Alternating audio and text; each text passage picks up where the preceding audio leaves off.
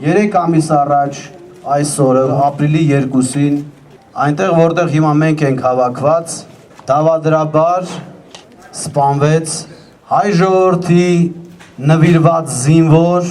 իր գյուղի մասին ժողովրդի մասին մտածող մեր ապագայի մասին մտածող Հրաչ Մուրադյանը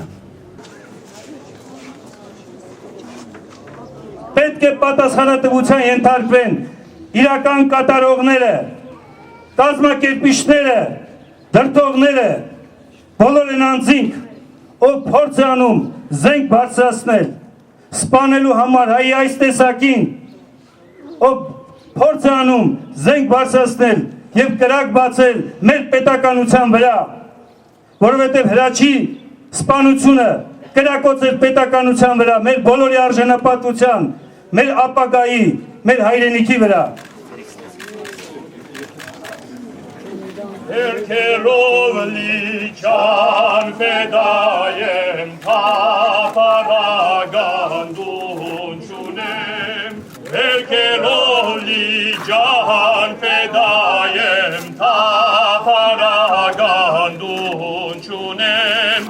Յարիս փոխանցեք զեմ գրգել մի դեղ հանքիս քուն չունեմ Յարիս փոխանցեք զեմ գրգել մի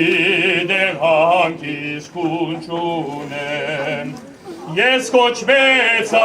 ջան ֆեդայի դարձա զինվոր խաղապարի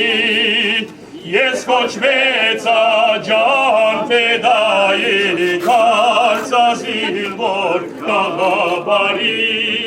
Հողիմ տապածար յաշիտեր օրինակ դառնա հայ զինվորին Բնականաբար կատարվել է